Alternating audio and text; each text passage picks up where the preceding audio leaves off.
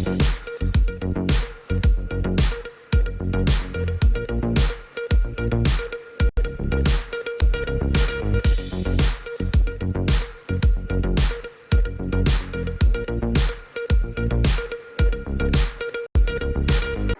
आप देख रहे हैं एमडी न्यूज के मेरदर्शन बुलेटिन में आप सभी का स्वागत है। आज के बुलेटिन के साथ मैं हूं निशा।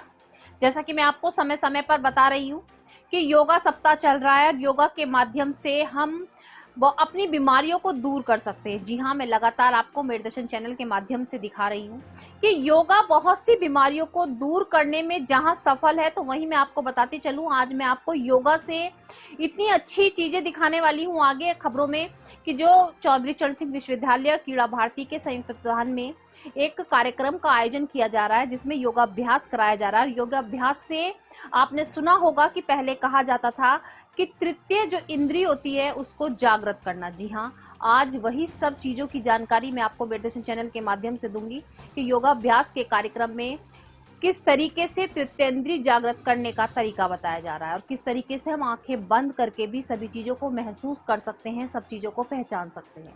वहीं दूसरी ओर मैं आपको बताती चलूं कि दबंगों की दबंगाई इतनी बढ़ गई है कि उन्हें पुलिस का डर खौफ बिल्कुल भी नहीं रहा। अगर आपको बताती चलूं कि एक और तो हमारे उत्तर प्रदेश के मुख्यमंत्री या देश के प्रधानमंत्री मंदिरें बनवा रहे हैं, मंदिरों की नींव रख रहे हैं, लेकिन दूसरी ओर दबंगों द्वारा मंदिरों में तोड़फोड़ की जा रही है, मंदिर की संपत्ति को लूटा जा रहा है और पुलिस द्वारा भी जो वहां महामंडलेश्वर है उनको अभद्र शब्द कहे जा रहे हैं। कहाँ की ये रीति है कि दबंगों के साथ मिलकर के इस तरीके से जो मंदिर प्रांगण है उसमें गलत तरीके से गलत चीजों को किया जाए, मंदिर में तोड़फोड़ की जाए, मंदिर में जो लोग हैं उनके साथ अभद्र व्यवहार किया जाए। वहीं दूसरी ओर आपको बताती चलूं कि किराए पर मकान लेने पहुंचे एक किराएदार को वहीं के कुछ क्षेत्र के निवासियों ने और सैनी समाज के लोगों ने अपनी दबंगाई दिखाते हुए बिना मतलब के उनके साथ काफी मारपीट की। युवक बार बार कहता रहा कि उसकी कोई गलती नहीं है, वो तो यहाँ पहली बार मकान लेने पहुंचा है, लेकिन उसके बाद भी उसके साथ मारपीट की गई।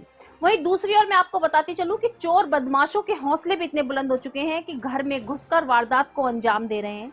आपको मैं दिखाऊंगी खबरों में कि महिला घर पर सो रही थी, तमंचे की नोक पर घर में घुसे और महिला के कान के कुंडल उतरवाकर घर में रखी हुई नकदी और जेवर भी ले उड़े। बहुत सी ऐसी घटनाएं सामने आ रही है जिसमें साफ साफ नजर आ रहा है कि पुलिस का डर खौफ दबंगों के दिल से बिल्कुल खत्म हो चुका है। ऐसे जो दबंग हैं उनके खिलाफ सख्त से सख्त कार्रवाई करनी चाहिए। तो बने रहे मेरदर्शन के साथ, देखते रहे मेरदर्शन। सबसे पहले नजर डालते हैं आज की हेडलाइंस पर, जिसके प्रायोजक हैं जूम डिजिटल मूवी वर्ल्ड। आज के समाचारों के प्रायोजक हैं खेमचंद पहलवान, पूर्व सदस्य उत्तर प्रदेश कांग्रेस कमेटी।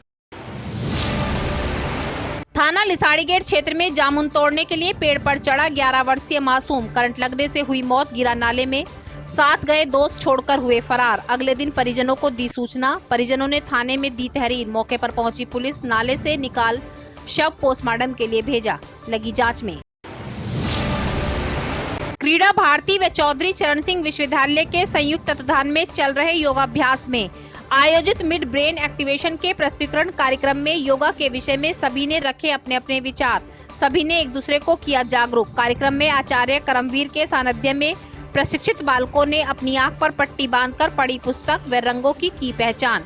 कहा, योगाभ्यास से मस्तिष्क की शक्ति में होती है वृद्धि।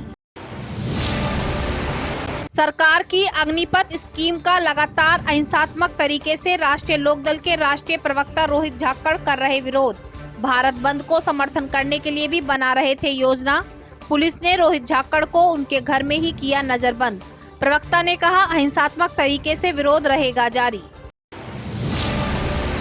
रोज बढ़ रही दबंगों की दबंगाई, जागृति बिहार में किराए के मकान में रहने पहुंचे किराएदार पर सैनी समाज व क्षेत्र के अन्य लोगों ने दबंगाई दिखाते हुए की मारपीट। पीड़ित ने मेडिकल थाने में दी तहरीर, पर नहीं हुई अभी तक कोई भी सुनवाई। इंसाफ के लिए आज पीड़ित पहुंचा एसएसपी कार्यालय, इंसाफ की लगाई गुहार। सूरजकुंड रोड स्थित बाबा मनोहरनाथ मंदिर में दबंगों ने दिखाई दबंगाई, मंदिर प्रांगण में की तोड़फोड़, सामान की लूट। थाना सिविल लाइन क्षेत्र के इंस्पेक्टर द्वारा मंदिर की महामंडलेश्वर गुरुमा नीलमनंद के साथ अभद्र व्यवहार करने के विरोध में भाजपा के कार्यकर्ताओं ने थाने में किया हंगामा। कहा, भाजपा राज में धर्मगुरुओं के साथ अत्याचार नहीं होगा बर्दाश्त। गढ़ रोड स्थित न्यूट्रिमा अस्पताल में मात्र 24 हफ्ते के बच्चे को डॉक्टर्स ने सफलतापूर्वक बचाकर किया चमत्कार। न्यूट्रिमा अस्पताल के डॉक्टर अमित उपाध्याय व उनकी टीम द्वारा की गई कड़ी मेहनत लाई रंग। माता पिता को आज सौंपा बच्चा। बच्चे की मां बबीता ने कहा, हमारा पूरा परिवार डॉक्टर अमित उपाध्याय व अस्पताल का रहेगा सदैव आभारी। चौधरी चरण सिंह विश्वविद्यालय के उर्दू विभाग में महान समालोचक प्रोफेसर गोपीचंद नारंग की स्मृति में शोक सभा का ऑनलाइन व ऑफलाइन किया गया आयोजन। दी गई उनको श्रद्धांजलि। थाना किठौर क्षेत्र में ग्राम बहरोड़ा में बदमाशों ने घर में घुसकर लूट की वारदात को दिया अंजाम। घर में सो रही महिला के छीने कुंडल, घर में रखे जेवरात नकदीले हुए फरार। सूचना पर पहुंची पुलिस, लगी जांच में। आईएमटी कॉलेज में टीचर बदलने को लेकर हुए विवाद में एलएलबी के छात्र सचिन यादव की गई जान। पुलिस ने 7 हमलावरों को अब तक किया गिरफ्तार। कई युवक अभी भी हैं फरार। कई दिन से जिंदगी और मौत के बीच अस्पताल में लड़ रहा था सचिन यादव। मौत के बाद परिवार में मचा कोहराम। आरोपियों के खिलाफ सख्त कार्रवाई की मांग। सैकड़ों किसानों के ट्यूबवेलों पर बिना सूचना के विद्युत विभाग द्वारा मीटर लगाए जाने के विरोध में आज किसान यूनियन के सभी किसान पहुंचे उपखंड अधिकारी के पास। अपने अपने मीटर उतार कर सौंपे। कहा, बिना सूचना के क्यों लगाए गए मीटर? जब तक नहीं होगा पंचायत का निर्णय, नहीं लगवाएंगे मीटर। घंटाघर एसपी सिटी ऑफिस से चंद कदमों की दूरी पर मेनका सिनेमा हॉल के सामने हो रही ट्रक व गाड़ियों की अवैध पार्किंग। आने जाने वालों को हो रही काफी परेशानी। नगर निगम का नहीं है इस ओर ध्यान। कहां गया अब अवैध पार्किंग हटाओ अभियान। जनपद संबल थाना बैजोई क्षेत्र के चितौरा गांव निवासी जितेंद्र को 3 नए नंबरों से आई कॉल। रुपयों की मांग। पैसे न देने पर जान से मारने की दी धमकी। डरे हुए पीड़ित ने पुलिस अधीक्षक को दिया शिकायती पत्र। सुरक्षा की लगाई गुहार। अब खबरें विस्तार से। जैसा कि मैं आपको मेरदर्शन चैनल के माध्यम से लगातार दिखा रही हूँ कि अंतर्राष्ट्रीय योगा दिवस के उपलक्ष्य में जगह जगह पर कार्यक्रम शुरू कर दिए गए हैं। जी हाँ, जगह जगह पर योगा शिविर लगाए जा रहे हैं, योगा कैंप लगाए जा रहे हैं ताकि योगा के प्रति सभी को जागरूक किया जा सके। मैं आपको लगातार दिखा रही हूँ कि योगा के माध्यम से हम किस तरीके से बीमारियों से बच सकते हैं। योगा को अपने डेली रूटीन में अगर हम शामिल करें तो बहुत सी बीमारियां खुद ब खुद हमसे दूर हो जाएंगी। लेकिन आज मैं आपको एक रोमांचक चीज बताने जा रही हूँ, जो योगा के माध्यम से हमारी तीसरी ज्ञानेंद्रिय जागृत होना। जी हाँ, चौधरी चरण सिंह विश्वविद्यालय व क्रीड़ा भारती के संयुक्त तत्वाधान में चल रहे योगाभ्यास कार्यक्रम के अंतर्गत आज योगाभ्यास में जानकारी दी गई कि योगाभ्यास से हम अपनी तीसरी इंद्री को जागृत कर सकते हैं। आप सभी ने पहले सुना होगा कि तपस्या करने के बाद बहुत से जो मुनि होते थे, बहुत से जो गुरु होते थे, तपस्या करते थे और तपस्या करने के बाद उनकी तीसरी ज्ञानेंद्रिय जागृत हो जाती थी, जिससे वो बंद आंखों से ही बहुत कुछ देख सकते थे। लेकिन अब ये सब सफल हो रहा है योगा से। जी हाँ, योगा के माध्यम से आज बालकों ने योगाभ्यास के अंतर्गत दिखाया कि आंखों पर पट्टी बांधकर उन्होंने पुस्तक पढ़ी। बहुत हैरानी की बात है, लेकिन आज हमारी मेरदर्शन की टीम वहां पर मौजूद थी और सारे नजारे अपने कैमरे में कैद किए। तो हम आप तक पहुंचाने का प्रयास करेंगे कि आंखों पर पट्टी बांधकर अपनी तीसरी ज्ञानेंद्रिय की मदद से उन्होंने पुस्तक को पढ़ा, साथ साथ रंगों की पहचान भी की। आप खुद सोच सकते हैं कि आंखों पर पट्टी बांधने के बाद हमें सब काला काला नजर आता है, लेकिन उन बच्चों ने हर रंग की पहचान की, हर पुस्तक का वो शब्द पढ़ा जो हम आंख खोलकर पढ़ सकते हैं। तो आप खुद ही समझ सकते हैं कि योगा हमारे लिए कितना उपयोगी है। योगा को अगर हम अपने रूटीन में शामिल करेंगे तो हम बहुत सी बीमारियों से तो बच ही सकते हैं, साथ साथ अपने मस्तिष्क का विकास कर सकते हैं, अपने मस्तिष्क की शक्ति को बढ़ा सकते हैं, तीसरी अपनी ज्ञानेंद्रिय को जगा सकते हैं। ये पुस्तक पढ़ोगे, कौन सी पृष्ठ से पढ़ना है? बेसिक होगा निकालेंगे तो 10 पृष्ठ से आगे पढ़ना शुरू करोगे। 10 पृष्ठ से पढ़ना शुरू करोगे। तो ठीक है, बच्चे सोच लेना कि इनकी अपनी बुक इन्होंने याद कर रखी होगी। सही बात है, नई बुक आनी चाहिए।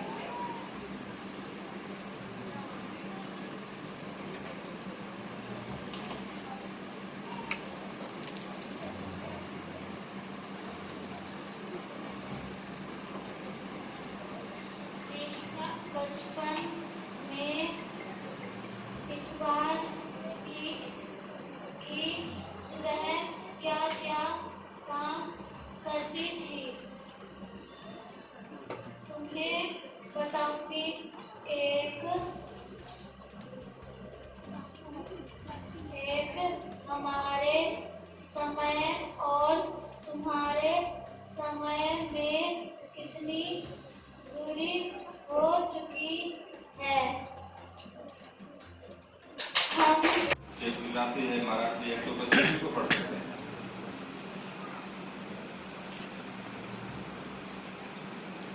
कोई नोट हो किसी के पास में तो वो बताएंगे कितने का है।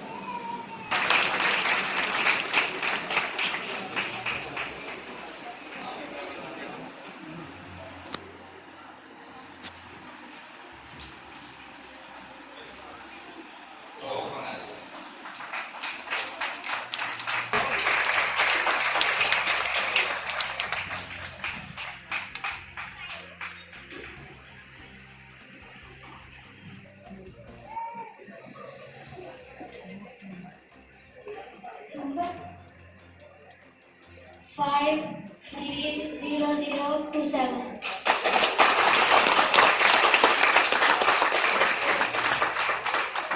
अपना ये 100 करोड़ का वापस हो जाए।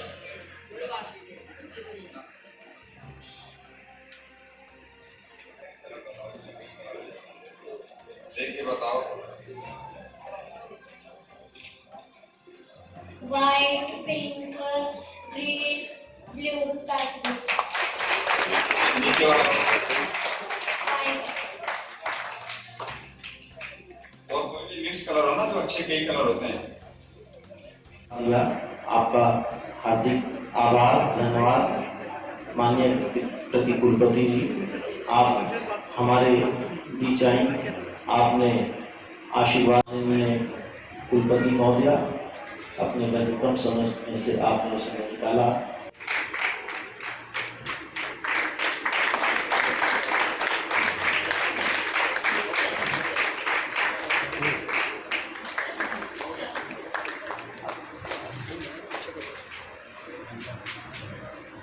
नहीं ग्रुप हो जाए।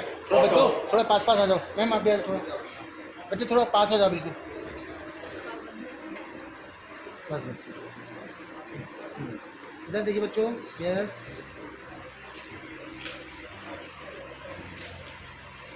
Thank you ma'am.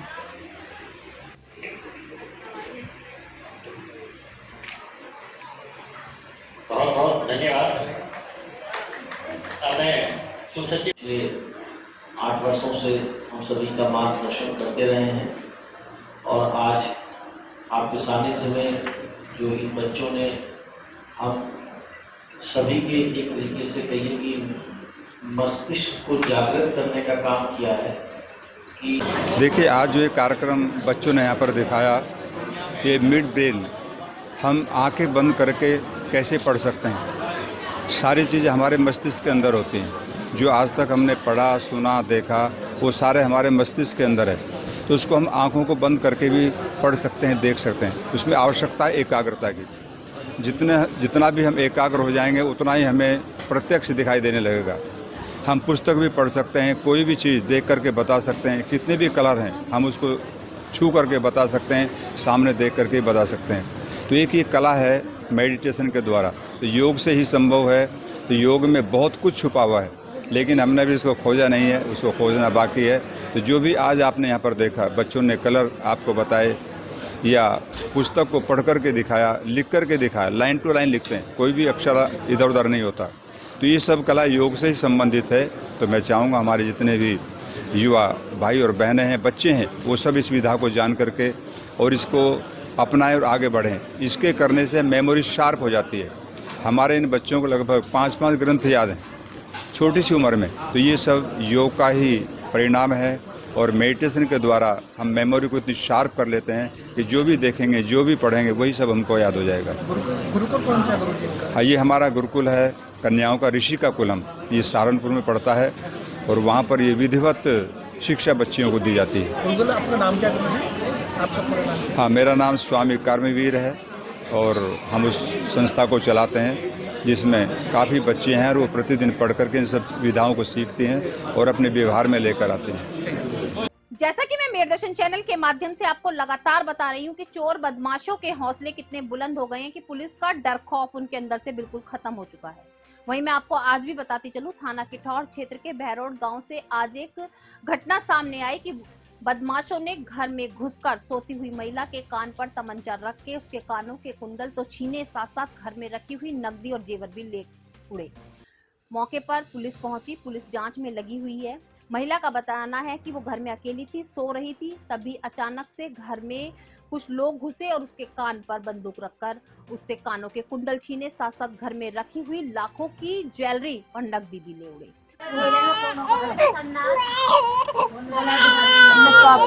क्या नाम है आपका और कहाँ की रहने वाली है? नूरनिसा बहरोड़ा। क्या घटना हुई है रात? बस एक आदमी आया है बदमाश और सोती के कानों में से कुंडल खींचे उसने। मैं साथ साथ उठ ली, उसके पीछे भागी थोड़ी सी, वो फिर जीने पर चढ़ का बस फिर मैं कुछ तसल्ली सी नहीं हुई, मैं वैसे होगी हौसले से। पुलिस को सूचना दी? पुलिस को सूचना औरों ने दी थी, वो जब आई थी यहाँ। कितने वजन के कुंडल थे? 4 ग्राम के। क्या नाम है और कहाँ के रहने वाले हो? सलाम नाम है, बहरोड़े के रहने वाले। क्या घटना हुई है रात? रात चोरी हुई जी। क्या क्या नुकसान हुआ? उसमें सोने चांदी की चीज़ गई है 2-2.5 लाख रुपए की और 5-6 हज़ार रुपये नए कैश में। चोरी का पता कैसे लगा? चोरी का पता जो वाइफ के कानों में जो फैचे कुंडल, जब पता चला उनकी चीख निकली।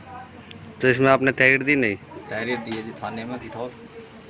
अब मैं आपको बताती चलूं कि दबंगों की दबंगाई। जी हाँ, एक और तो हमारे देश के प्रधानमंत्री और उत्तर प्रदेश के मुख्यमंत्री मंदिरों की नींव रख रहे हैं, मंदिरों का निर्माण कर रहे हैं। भाजपा राज है, आप सभी जानते हैं। भाजपा राज में मंदिरों को और भी सुसज्जित तरीके से बनाया जा रहा है, मंदिरों का निर्माण किया जा रहा है, जो ऐतिहासिक इमारतें हैं उनको बढ़ाया जा रहा है।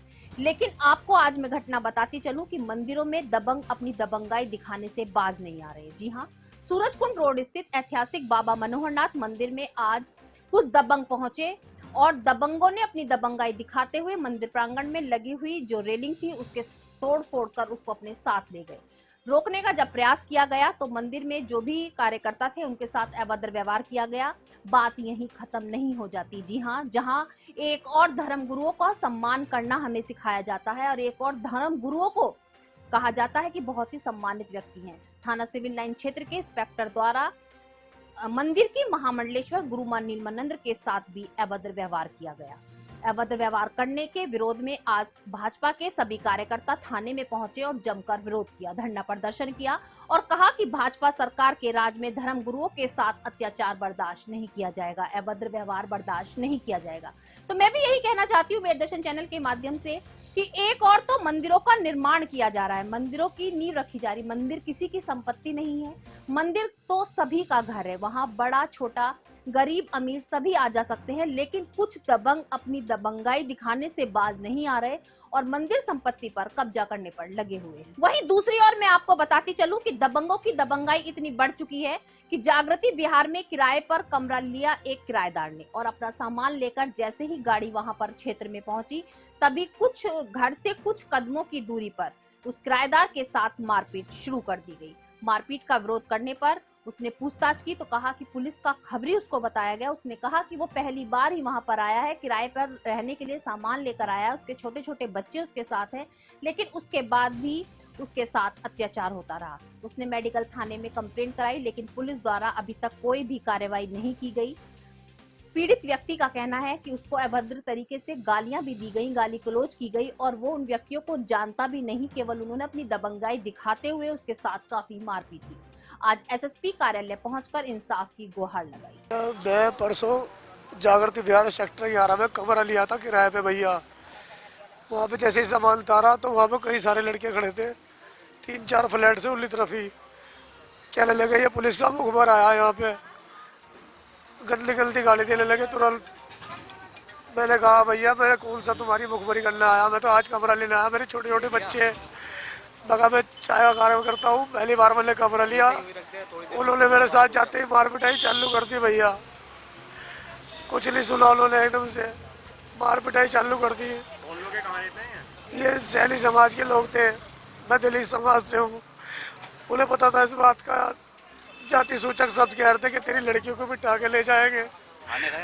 मैं गया था थाने, कोई मेडिकल थाना। क्या कार्रवाई? कोई कार्रवाई नहीं हुई, मेडिकल भी नहीं हुआ। अब एसएसपी कार्यालय क्या मिला?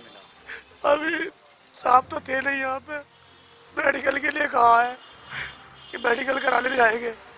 सेना में भर्ती को लेकर मैं आपको लगातार दिखा रही हूँ कि अग्निपथ के सरकार द्वारा जो नए नियम कानून बनाए गए उनके विरोध में धरना प्रदर्शन जारी है। वहीं मैं आपको बताती चलूं, राष्ट्रीय लोकदल के राष्ट्रीय प्रवक्ता रोहित जाखड़ भी इसमें हिंसात्मक तरीके से शामिल थे और भारत बंद में पूरी तरीके से सम्मिलित होने जा रहे थे, जिसको पुलिस को सूचना मिली और पुलिस ने रोहित जाखड़ को उन्हीं के घर में नजरबंद कर दिया। साथ साथ उन्होंने ये भी कहा, रोहित जाखड़ का यही कहना था कि वो अब भी इस विरोध में शामिल रहेंगे। सरकार ने जो ये सेना में भर्ती के नए नियम निकाले हैं अग्निपथ को लेकर के, वो उसका विरोध करते रहेंगे। हमने सीखा है, वो यही सीखा है कि हम युवाओं के भविष्य के साथ सरकार के किसी भी और चूंकि मैं उत्तर प्रदेश राष्ट्रीय जाट महासंघ का अध्यक्ष हूँ, किसान परिवार से हूँ और ये मुद्दा हमारे किसान का मेरे परिवारों से जुड़ा हुआ है, हमारे युवाओं के भविष्य से जुड़ा हुआ है और देश का भविष्य युवाओं के भविष्य से कॉन्ट्राडिक्टरी नहीं है, पैरेलल है। अब मैं आपको एक ऐसी खबर की ओर ले चलती हूँ जिसे सुनकर आपका भी दिल दहल जाएगा। जी हाँ, हम अपने बच्चों को अपनी जान से भी ज्यादा प्यार करते हैं, लेकिन अगर बच्चा रात भर घर में नहीं लौटेगा तो हमें बेचैनी हो जाएगी कि आखिर हमारा बच्चा गया कहाँ। और मैं बार बार आप लोगों को यही समझा रही हूँ और बार बार इसी के लिए जागरूक करती हूँ कि अपने बच्चों के दोस्त बनकर रहें कि आपका बच्चा कहाँ जा रहा है, किस दोस्त के साथ है, कहाँ पर है, कहाँ से कब तक वापस आएगा।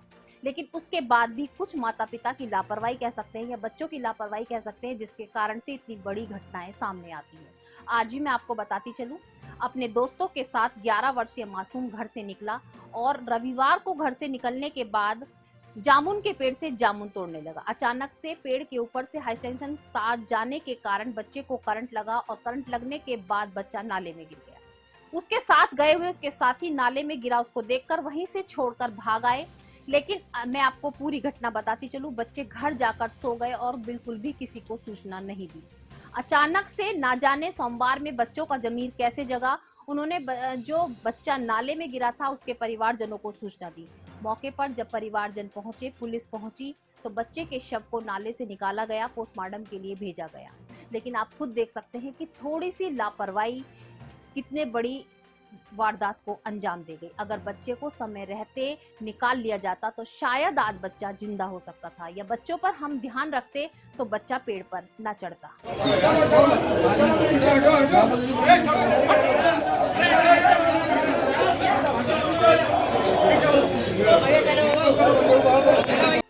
तुम्हारा भाई कल से कहाँ थे भाई? परिवार के साथ देखने आए गोपाल अस्पताल से लेके मैं गया देखने आए जब पहले कौन लेके गया? पहले कौन लेके गया? पहले इसका छोटा भाई पहले पुलिस ले गई। तुम लोग सबके सब घरे बैठे आपके घर में क्यों दिखा रहे हैं? कह रहा हूँ कि सारे पब्लिक नहीं दिखा रहे हैं, गर्मी नहीं दिखा रहे हैं।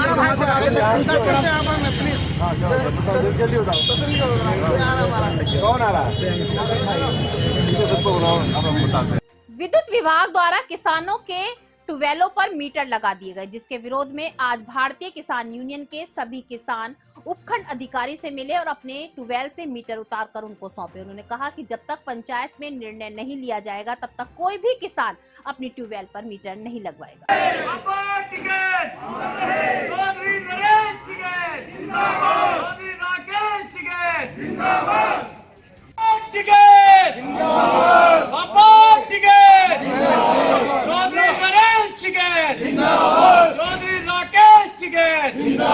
भारतीय किसान यूनियन जिंदाबाद, भारतीय किसान यूनियन जिंदाबाद, टिकट। आज मैं संगठन का जिला काम करते रहो, शायद कानून कोई हो उसकी मजबूरी होगी तुम लोगों को, तुम मजबूत रहो। ठीक है, ठीक इसकी में की रिसिप्ट लगवा लो इन सबका मोर, जिन जिन पे भी आपके लिखो लगवा लो। मैं क्या लगा रहा हूँ तो खुद ही लगा रहा हूँ। कभी कभी कॉलेज में छात्रों में इतनी बात बढ़ जाती है कि जो बात बिगड़ते बिगड़ते रंजिश बन जाती है और साथ साथ वो इतनी बड़ी वारदात को अंजाम दे देती है। मैंने अभी आपको मेरदर्शन चैनल के माध्यम से कुछ दिन पहले दिखाया था कि IMT कॉलेज के LLB के छात्र को कुछ दबंगों द्वारा सर से सटाकर गोली मार दी गई थी। वो छात्र सचिन यादव जिंदगी और मौत की लड़ाई लड़ रहा था। आज उसका देहांत हो गया। मैं आपको बताती चलूं साथ साथ पूरी घटना क्या थी। कॉलेज में टीचर को बदलने को लेकर विवाद हुआ था, जिसके विवाद के चलते उस सचिन तोमर को रास्ते में चलते उसके सर से सटाकर गोली मारी गई थी। 7 हमलावरों को तो पुलिस ने अब तक गिरफ्तार कर लिया है, लेकिन कुछ अभी भी फरार हैं। परिवार में कोहराम मचा हुआ है, लेकिन आरोपियों के खिलाफ सख्त से सख्त कार्रवाई की मांग की जा रही है। पुलिस प्रशासन ने भी कहा है कि धारा 302 एक्ट लगाया गया है, साथ साथ आरोपियों को ढूंढा जा रहा है और जल्द से जल्द उनके खिलाफ कार्रवाई की जाए। इसमें थाना क्षेत्र भावनपुर में एक मुकदमा पंजीकृत हुआ था, जिसमें गोली चली थी IMT कॉलेज में, जिसमें गोली लगी थी सचिन यादव नाम के लड़के को। तो उपचार के दौरान उसकी मृत्यु हो गई है। इसमें परिजनों के तहरीर के आधार पर सुसंगत धाराओं में मुकदमा पंजीकृत किया गया था। 4 लोग नेम्ड थे, लेकिन इसमें इन्वेस्टिगेशन के दौरान में मौके की फुटेज के आधार पे और भी कई लोगों के नाम प्रकाश में आए हैं। अभी तक इसमें 7 लोगों को गिरफ्तार कर जेल भेजा जा चुका है और भी जो लोग मौके पे थे उनकी पहचान कर CCTV फुटेज के आधार पर वैधानिक कार्रवाई की जाएगी। क्या था इन लोगों के बीच में? विवाद इस तरीके का था कि जो एक ग्रुप था कुछ लड़कों का, जितिन त्यागी लोगों का, वो कॉलेज में एब्सेंट थे और फेल हो गए थे। तो उनका ये कहना था कि जो एक टीचर है उनको रिप्लेस कर देने के लिए दूसरा ग्रुप कह रहा था कि टीचर को रिप्लेस ना किया जाए। इसी बात को लेकर दोनों ग्रुप में निश्चित रूप से जघन्य अपराध है और विवेचना कंप्लीट होने के बाद, चार्जशीट होने के बाद गैंगस्टर पर जरूर विचार किया। कादिर उसका प्रोफाइल क्या है और क्या आरोपी है? कादिर इसमें आरोपी है, शीघ्र ही उसकी गिरफ्तारी कर ली जाएगी। उत्तर प्रदेश सरकार द्वारा अतिक्रमण हटाओ अभियान चलाया जा रहा है, अवैध पार्किंग हटाओ अभियान चल रहा है, लेकिन घंटाघर पर बनी हुई अवैध पार्किंग की ओर नगर निगम का ध्यान क्यों नहीं है? अब ध्यान क्यों नहीं है कि अवैध पार्किंग से आने जाने वालों को परेशानी हो रही है, लेकिन वहां पर गाड़ी और ट्रक खड़े रहते हैं, उस और नगर निगम का बिल्कुल भी ध्यान नहीं जा रहा है। आज मैं आपको बताती चलूं, घंटाघर SSP कार्यालय से चंद कदमों की दूरी पर ही अवैध पार्किंग बनी हुई है, लेकिन अभी तक उस अवैध पार्किंग के खिलाफ कोई भी कार्रवाई नहीं की गई।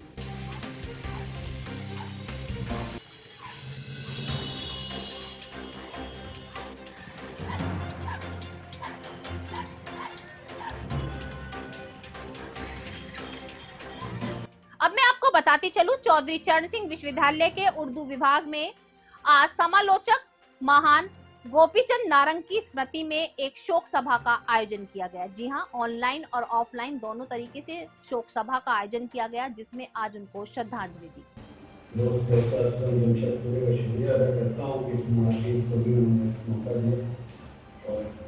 सभी लोगों के लिए दुआ करता हूं।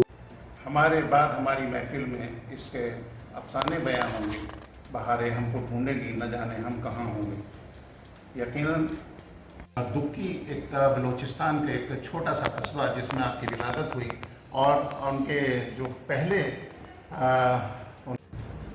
गोपीचंद नारंग के बारे में तमाम लोगों ने अपने अपने तौर पर जो बातें कही, उसको मजीद मैं नहीं समझता कि मेरे लिए कहना जरूरी है, लेकिन कुछ बातें गोपीचंद नारंग की ऐसी है कि जो मैं शेयर करना चाहता हूँ।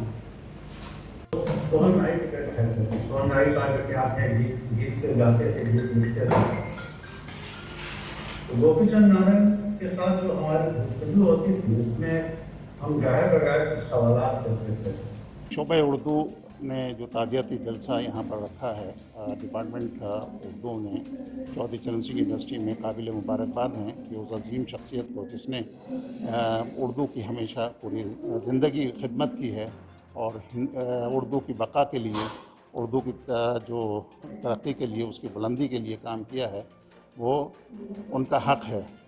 और मैं समझता हूँ कि पूरी दुनिया जहाँ उर्दू बोली जाती है, उर्दू समझी जाती है, उर्दू पढ़ाई जाती है, वो आज पूरी दुनिया में वो एक जो है गम की लहर दौड़ी है और नारंग साहब की एक बात सबसे अच्छी ये थी कि अगर हिंदुस्तान और पाकिस्तान को मिलाकर हम देखें, उनकी पैदाइश, उनकी परवरिश और उनकी जो बचपना जो है वो हम बलूचिस्तान के एक दुक्की एक छोटा सा कस्बा जिसमें उनकी पैदाइश हुई और उनकी नशोनुमा फिर उसके बाद जो है वो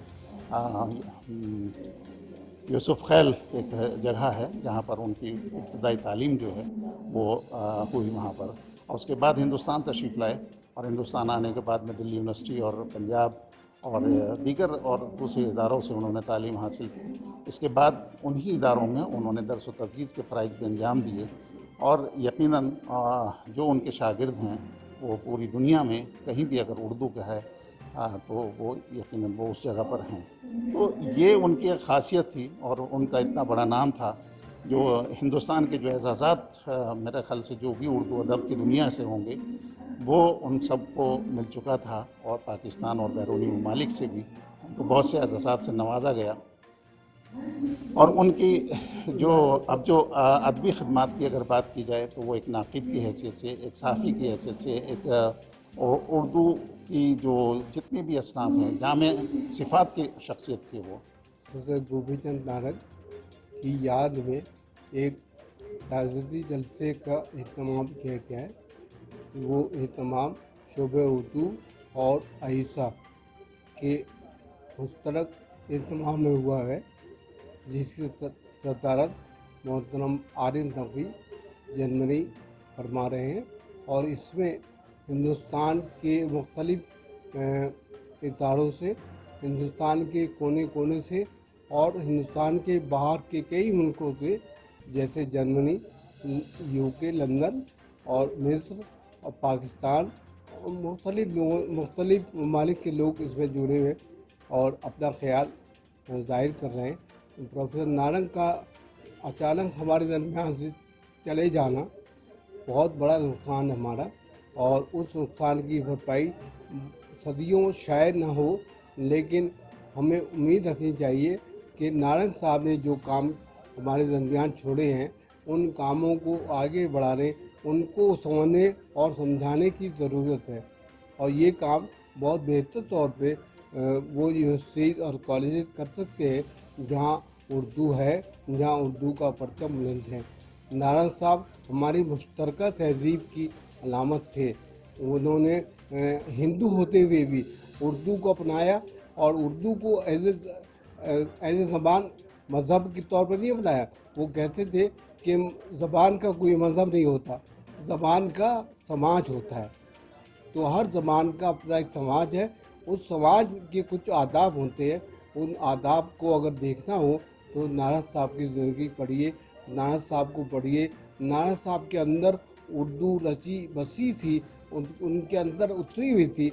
उनके अल्फाज, उनके कारनामे और उनकी खिताबत, उनकी किताबें, उनके कारनामे हमारे दरमियान मौजूद हैं।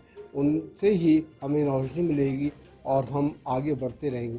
अब मैं आपको ऐसी खबर की ओर ले चलती हूँ जिसे सुनकर आपको भी लगेगा कि धरती पर चमत्कार होते हैं। जी हाँ, और डॉक्टर्स के रूप में भगवान होते हैं।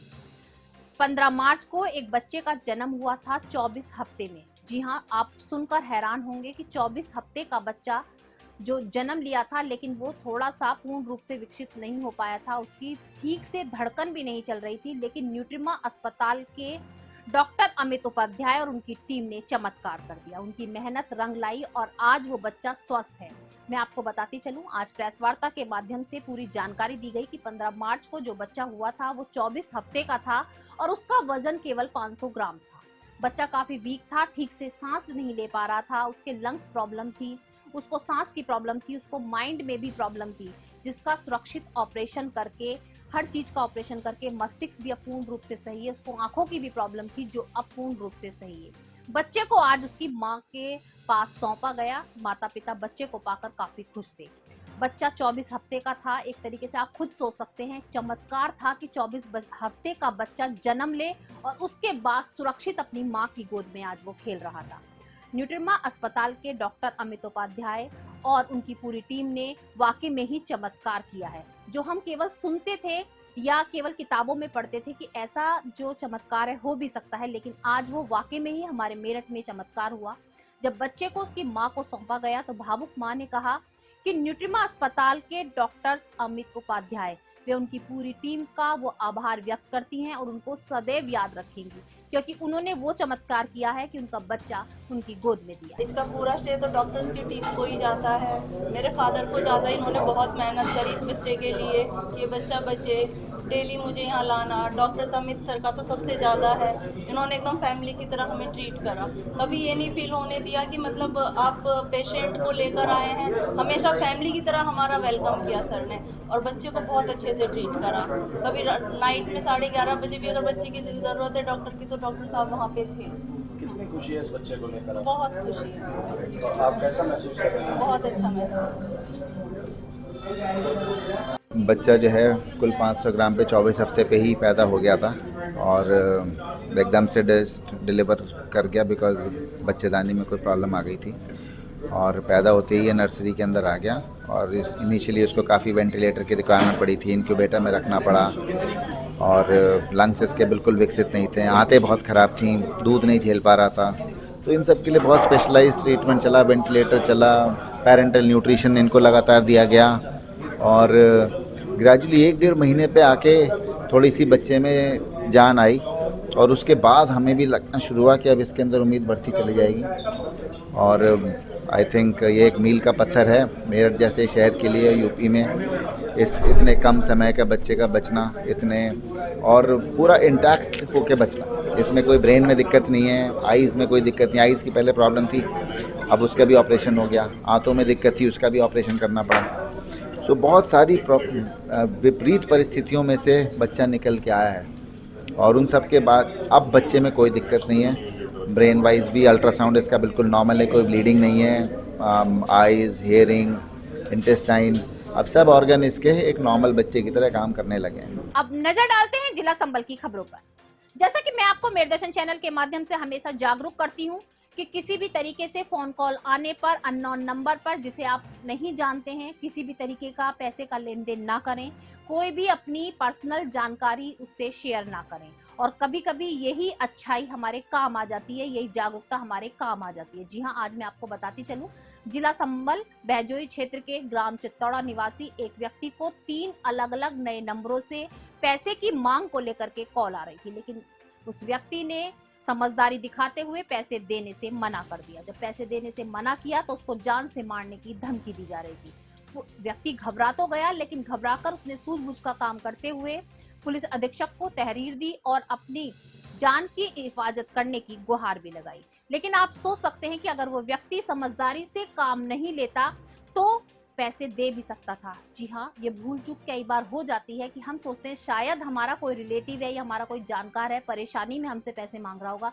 लेकिन मैं आपको मेरदर्शन चैनल के माध्यम से सतर्क करना चाहती हूँ कि कभी भी किसी की कॉल पर पैसे का लेन देन ना करें, कोई भी अपनी पर्सनल जानकारी एक दूसरे के साथ शेयर ना करें। आज हमारे मेरदर्शन के संवाददाता आकिब सैफी वहां पर पहुंचे, उस व्यक्ति से रूबरू हो, उनसे सारी उनकी घटना जानी। जिला संबल से आकिब सैफी की रिपोर्ट।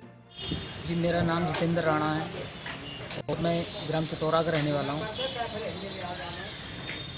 मेरे पास कुछ अनोन नंबरों से कॉल आ रहे हैं जिसमें मेरे मना करने के बाद भी कॉल कर नहीं, वो मतलब मान नहीं रहे और फिर मेरे से 10 लाख रुपए की मांग की गई। तो मैंने कहा मैंने किस बात के दूंगा, तो क्योंकि मेरे को मारने की धमकी दी और उसके बाद मैंने अपने थाना बहजोई एक तहरीर दी और पुलिस अधीक्षक संबल तहरीर दिए।